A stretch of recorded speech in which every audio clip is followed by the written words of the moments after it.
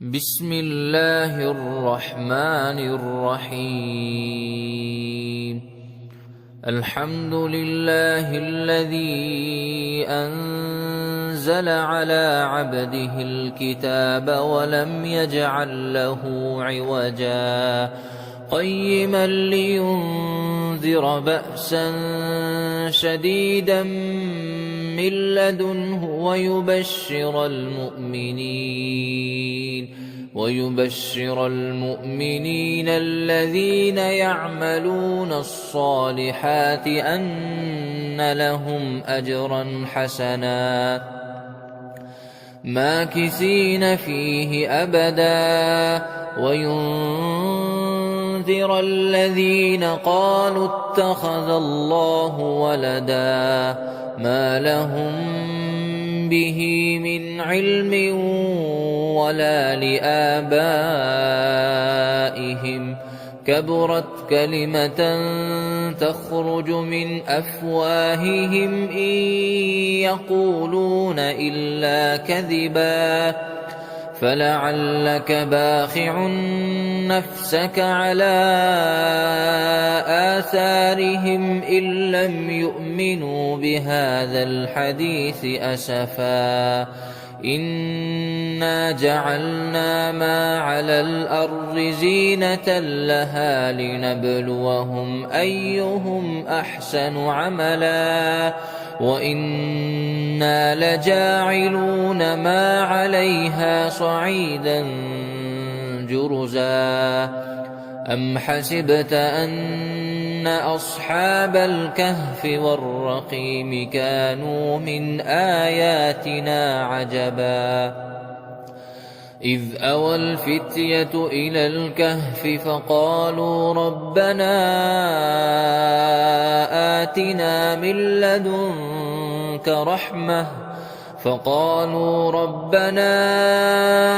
آتنا من لدنك رحمة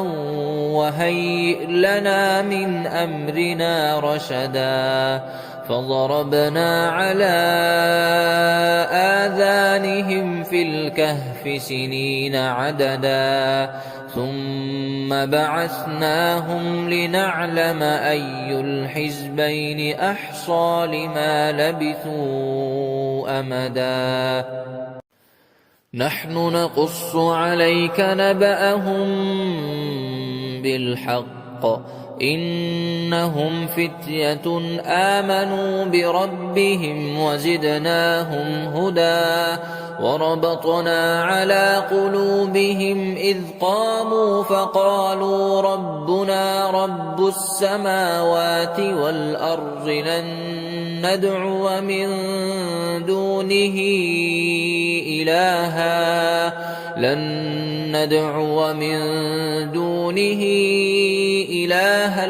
لقد قلنا إذا شططا هؤلاء قومنا اتخذوا من دونه آلهة لولا يأتون عليهم بسلطان بين فمن أظلم ممن افترى على الله كذبا وإذ اعتزلتموهم وما يعبدون إلا الله فأووا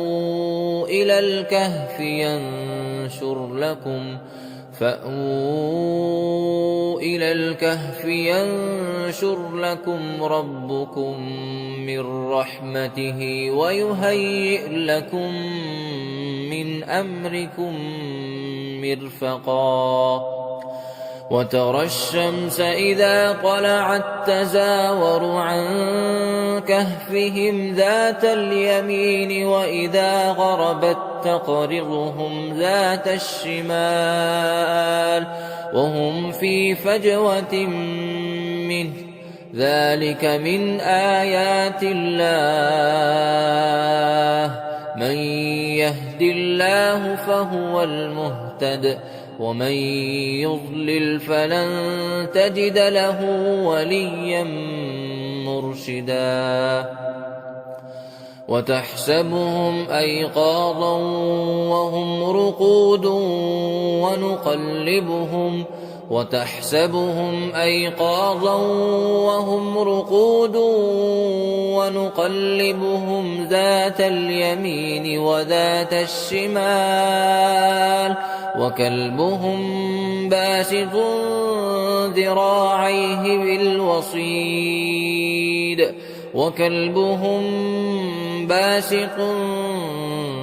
ذراعيه بالوصيد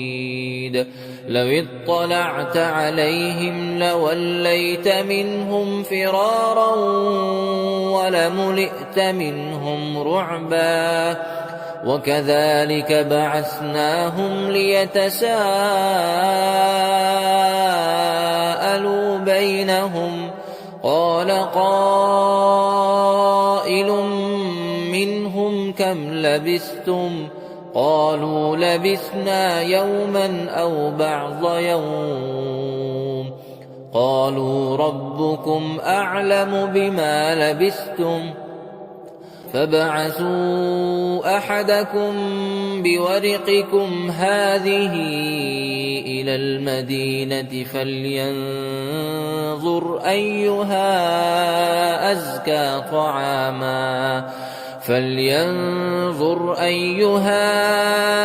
أزكى طعاما فليأتكم برزق منه وليتلطف ولا يشعرن بكم أحدا إنهم إن يظهروا عليكم يرجموكم أو يعيدوكم في ملتهم ولن تفلحوا إذا أبدا وكذلك أعثرنا عليهم ليعلموا أن وعد الله حق وأن الساعة لا ريب فيها إذ يتنازعون بينهم أمرهم فقالوا ابنوا عليهم بنيانا ربهم أعلم بهم قال الذين غلبوا على أمرهم لنتخذن عليهم مسجدا سيقولون ثلاثة رابعهم كلبهم ويقولون خمسة سادسهم كلبهم رجما بالغيب ويقولون سبعة وثامنهم كلبهم قل ربي أعلم بعدتهم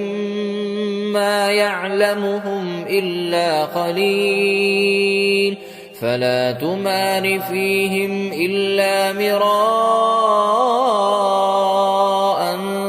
ظاهرا ولا تستفت فيهم منهم أحدا ولا تقولن لشيء إني فاعل ذلك غدا إلا أن يشاء الله واذكر ربك إذا نسيت وقل عسى أن يهديني ربي لأقرب من هذا رشدا ولبثوا في كهفهم 300 سنين وازدادوا 9 قل الله أعلم بما لبثوا له غيب السماوات والأرض أبصر به وأسمع ما لهم من دونه من ولي ولا يشرك في حكمه أحدا واتل ما أوحي إليك من كتاب ربك لا مبدل لكلماته ولن تجد من دونه ملتحدا واصبر نفسك مع الذين يدعون ربهم بالغداة والعشي يريدون وجهه ولا تعد عيناك عنهم تريد زينة الحياة الدنيا ولا تطع من أغفلنا قلبه عن ذكرنا واتبع هواه وكان أمره فرطا وقل الحق من ربكم فمن شاء فليؤمن ومن شاء فليكفر إنا أعتدنا للظالمين نارا أحاط بهم سرادقها وإن يستغيثوا يغاثوا بماء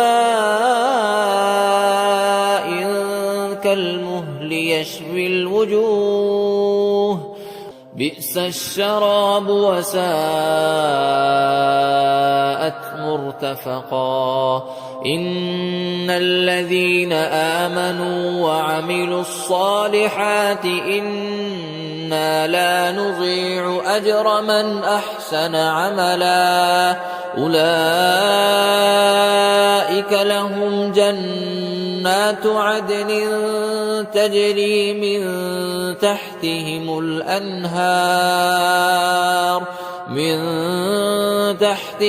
الأنهار يحلون فيها من أساور من ذهب ويلبسون ثيابا خضرا من سندس وإستبرق متكئين فيها على الأرائك نعم الثواب وحسنت مرتفقا واضرب لهم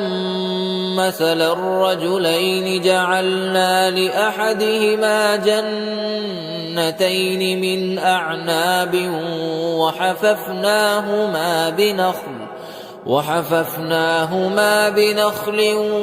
وجعلنا بينهما زرعا كلتا الجنتين آتت أكلها ولم تظلم منه شيئا وفجرنا خلالهما نهرا وكان له ثمر فقال لصاحبه وهو يحاوره أنا أكثر منك مالا وأعز نفرا ودخل جنته وهو ظالم لنفسه قال ما أظن أن تبيد هذه أبدا وما أظن الساعة قائمة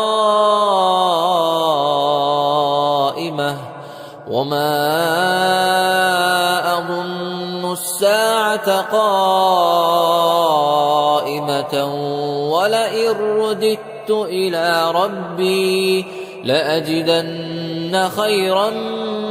منها منقلبا قال له صاحبه وهو يحاوره أكفرت بالذي خلقك من تراب ثم من نطفة ثم سواك رجلا لكن هو الله ربي ولا أشرك بربي أحدا ولولا إذ دخلت جنتك قلت ما شاء الله لا قوة إلا بالله إن ترني أنا أقل منك مالا وولدا فعسى ربي أن يؤتيني خيرا من جنتك ويرسل عليها حسبانا من السماء فتصبح صعيدا زلقا أو يصبح ماؤها غورا فلن تستطيع له طلبا وأحيط بثمره فأصبح يقلب كفيه على ما أنفق فيها وهي خاوية على عروشها ويقول يا ليتني لم أشرك بربي أحدا ولم تكن له فئة ينصرونه من دون الله وما كان منتصرا هنالك الولاية لله الحق هو خير ثوابا وخير عقبا واضرب لهم مثل الحياة الدنيا كماء أنزلناه من السماء فاختلط به نبات الأرض فأصبح هشيما تذروه الرياح وكان الله على كل شيء مقتدرا المال والبنون زينة الحياة الدنيا والباقيات الصالحات خير عند ربك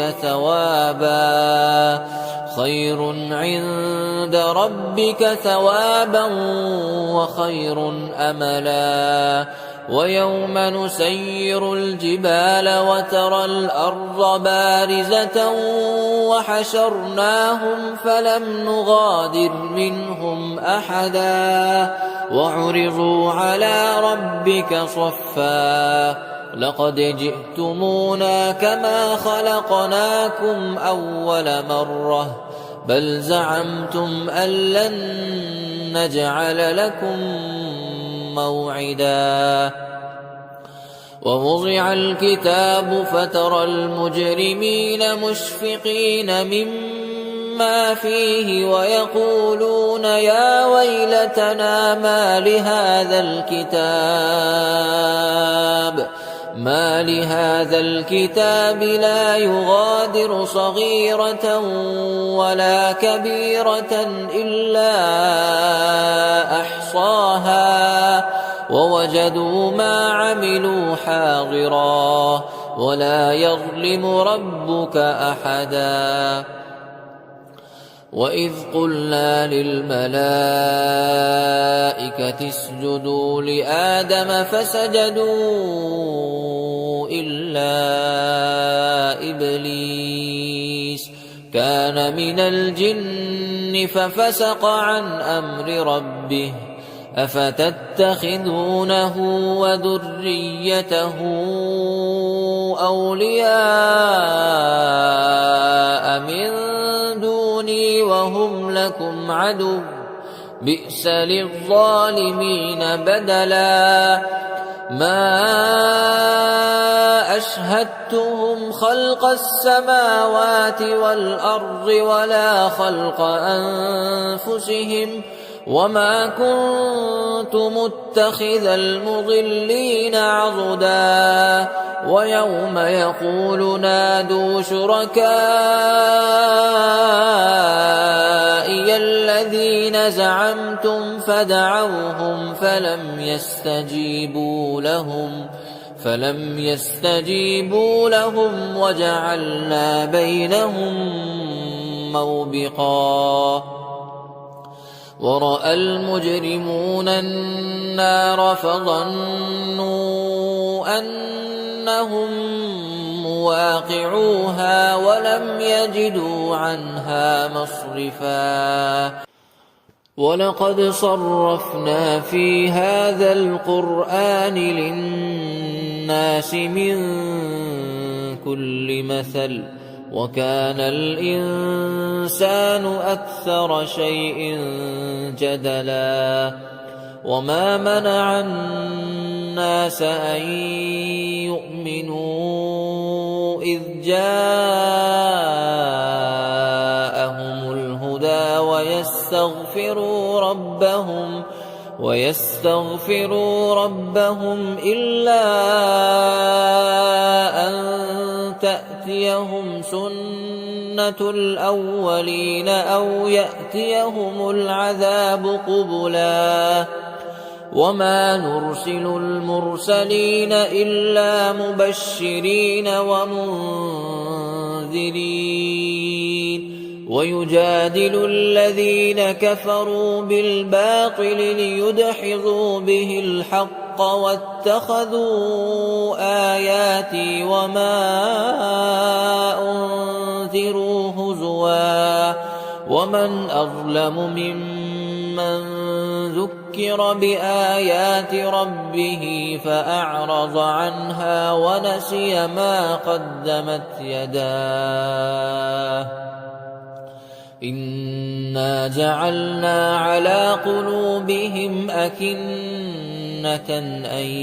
يفقهوه وفي آذانهم وقرا وإن تدعهم إلى الهدى فلن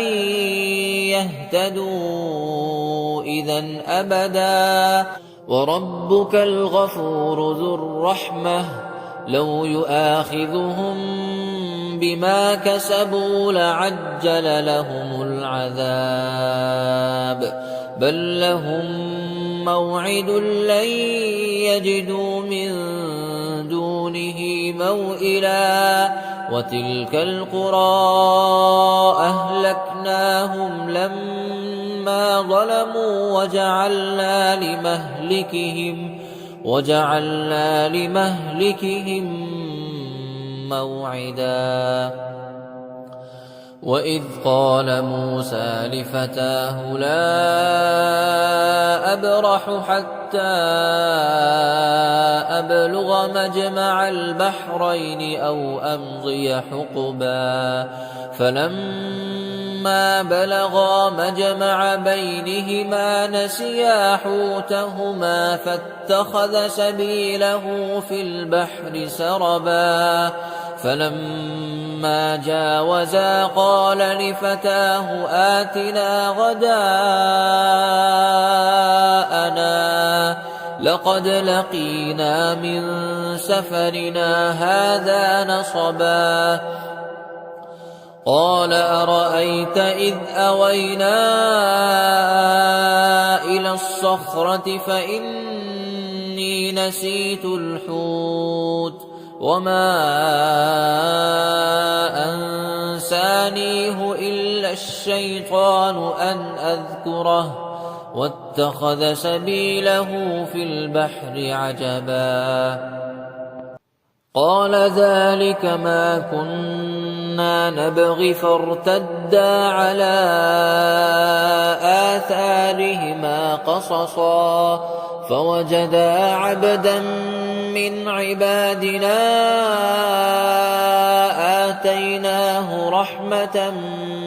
من عندنا وعلمناه من لدنا علما قال له موسى هل أتبعك على أن تعلمني مما علمت رشدا قال إنك لن تستطيع معي صبرا وكيف تصبر على ما لم تحط به خبرا قال ستجدني إن شاء الله صابرا ولا أعصي لك أمرا قال فإن اتبعتني فلا تسألني عن شيء حتى أحدث لك منه ذكرا. فانطلقا حتى إذا ركبا في السفينة خرقها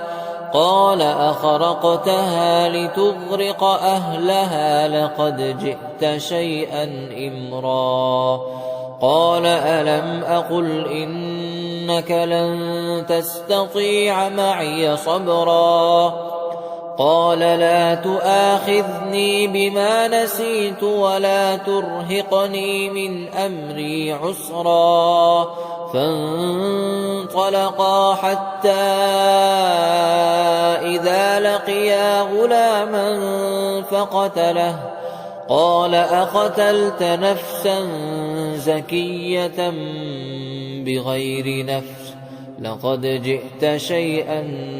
نكرا. قال ألم أقل لك إنك لن تستطيع معي صبرا. قال إن سألتك عن شيء بعدها فلا تصاحبني قد بلغت من لدني عذرا. فانطلقا حتى إذا أتيا أهل قرية استطعما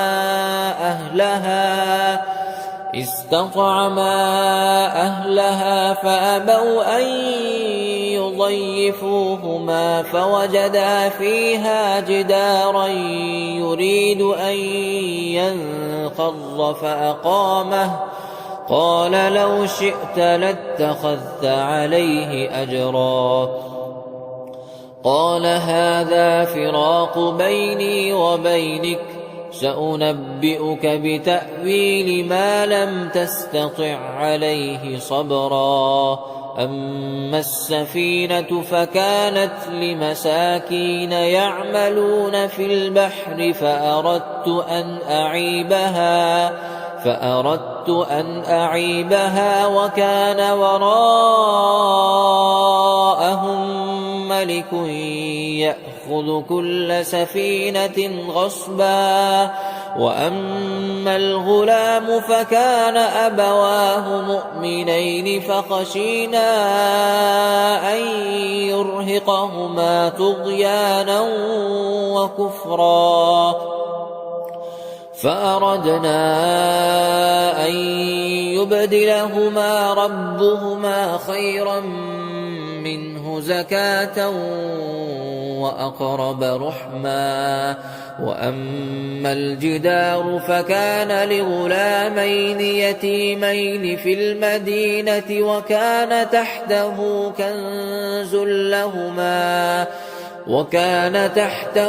كنز لهما وكان أبوهما صالحا. فأراد ربك أن يبلغا أشدهما ويستخرجا كنزهما رحمة من ربك وما فعلته عن أمري ذلك تأويل ما لم تسطع عليه صبرا. ويسألونك عن ذي القرنين قل سأتلو عليكم منه ذكرا. إنا مكنا له في الأرض وآتيناه من كل شيء سببا فأتبع سببا حتى إذا بلغ مغرب الشمس وجدها تغرب في عين حمئة ووجد عندها قوما.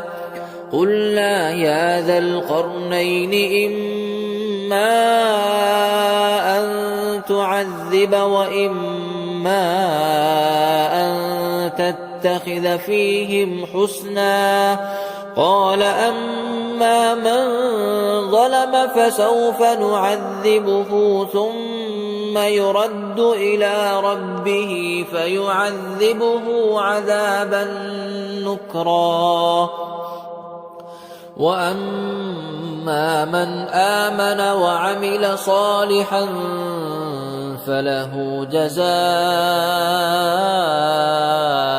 الحسنى وسنقول له من أمرنا يسرا. ثم أتبع سببا حتى إذا بلغ مطلع الشمس وجدها تطلع على قوم لم نجعل لهم من دونها سترا. كذلك وقد أحطنا بما لديه خبرا. ثم أتبع سببا حتى إذا بلغ بين السدين وجد من دونهما قوما لا يكادون يفقهون قولا. قالوا يا ذا القرنين إن يأجوج ومأجوج مفسدون في الأرض فهل نجعل لك خرجا على أن تجعل بيننا وبينهم سدا. قال ما مكني فيه ربي خير فأعينوني بقوة أجعل بينكم وبينهم ردما. آتوني زبر الحديد حتى إذا ساوى بين الصدفين قال انفخوا حتى إذا جعله نارا قال آتوني أفرغ عليه قطرا. فما استطاعوا أن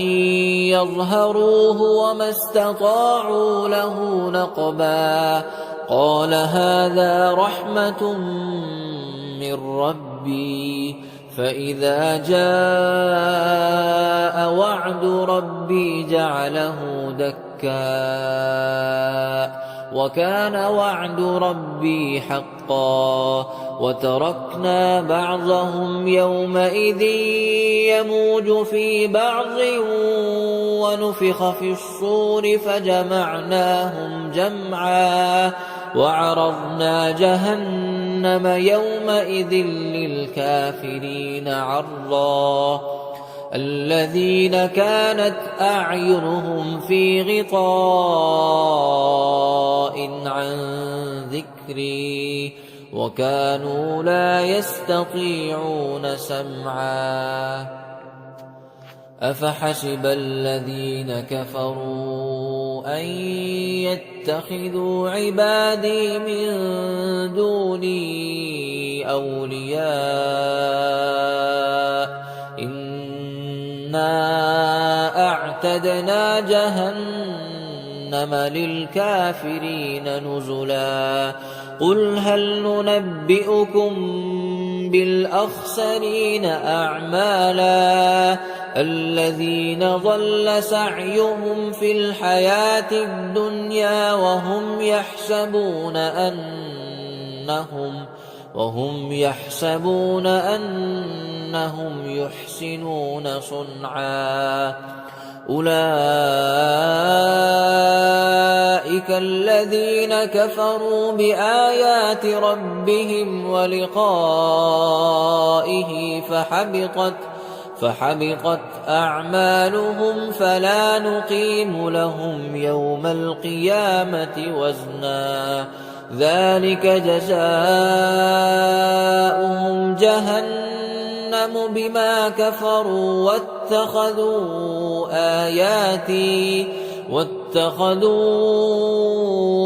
آياتي ورسلي هزوا. إن الذين آمنوا وعملوا الصالحات كانت لهم جنات الفردوس نزلا خالدين فيها لا يبغون عنها حولا قل لو كان البحر مدادا لكلمات ربي لنفد البحر قبل أن تنفد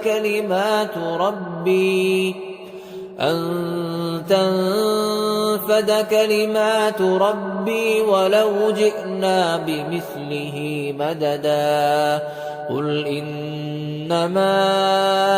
أنا بشر مثلكم يوحى إلي أنما إلهكم إله واحد فمن كان يرجو لقاء ربه فليعمل عملا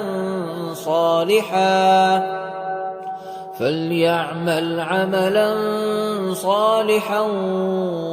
ولا يشرك بعبادة ربه